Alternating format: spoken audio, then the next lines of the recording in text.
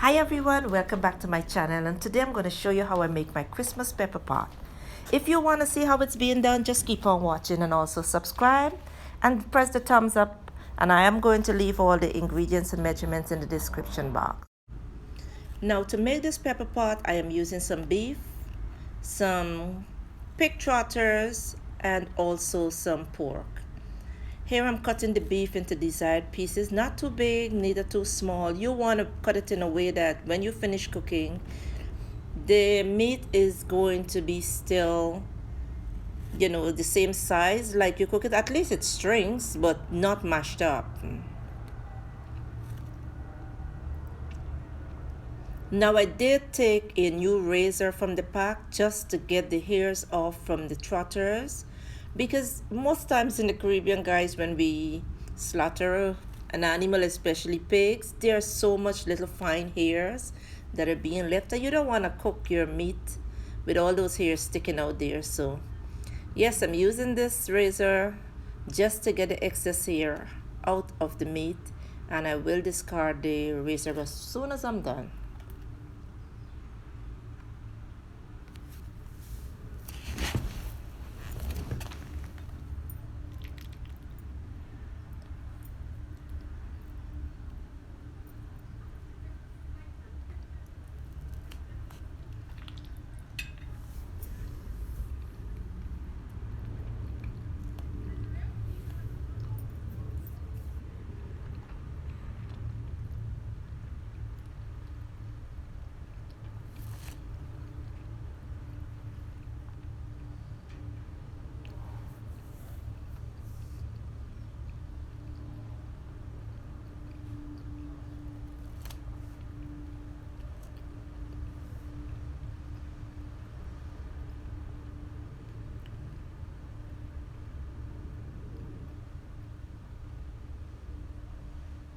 Now I'm going to cut the pork at a reasonable size also.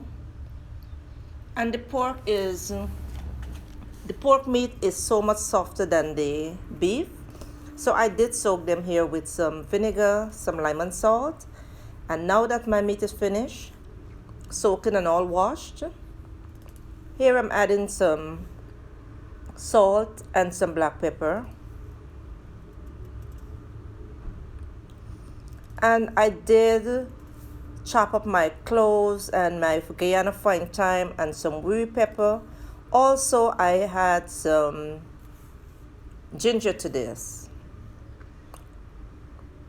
My hands are clean, guys, and I am going to go in and rub this seasoning all over the meat.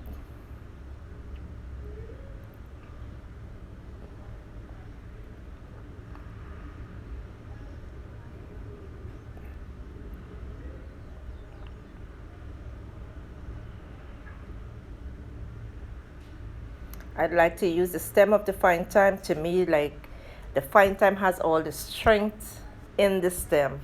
And that's okay. You can just use the leaves alone if you care to. I just like to use the stem.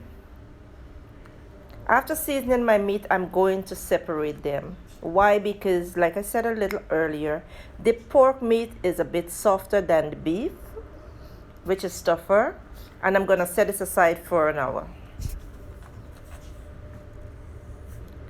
After 1 hour, guys, here I have an empty pot over high heat, and I'm going to place the beef, the seasoned beef, into this pot. I'm not putting the pork as yet. And why I'm doing this is because I want to allow the meat to release all of the juices in it until it reached a stage of frying, of that frying sound. And this is to actually get all that rank water, or that excess red water you always get from meat. Yes, you need to burn that out. So after 30 minutes, this is what my meat looks like, boiling. So I'm going to add the pork now. The pork and the trotters into this. I'm adding some pimento and seeds, and also some star anise seed, and also a bay leaf.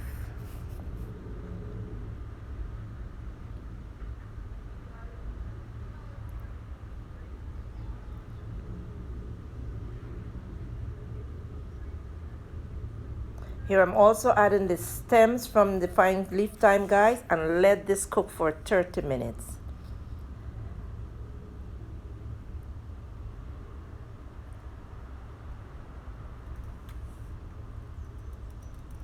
After 30 minutes, I can afford to stir them up together, mix them up. That's my star spice all burst up. Boy, and the smell in the kitchen, oh boy, it's something to die for. Now I'm going to add my CASSAREEP and some hot water. Just making sure the water gets directly on top of the meat.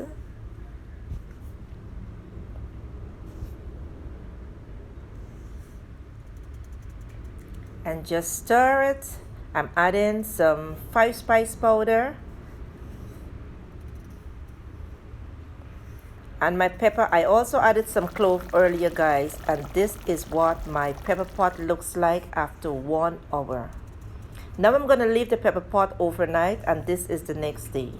I'm going to hot up this pepper pot again, let it boil for another 20 minutes. And guys, I'm not done with it, but yes, you can eat it. It is good, it is tasty, it's ready, but I like my pepper pot when it's stale. So today is the 23rd, and this is my pepper pot on the 2nd day.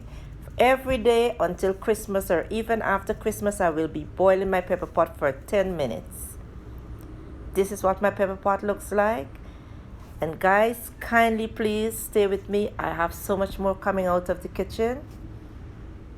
This is my pepper pot ready to eat with my homemade plaid bread. Enjoy, guys, and I'll see you in the next video.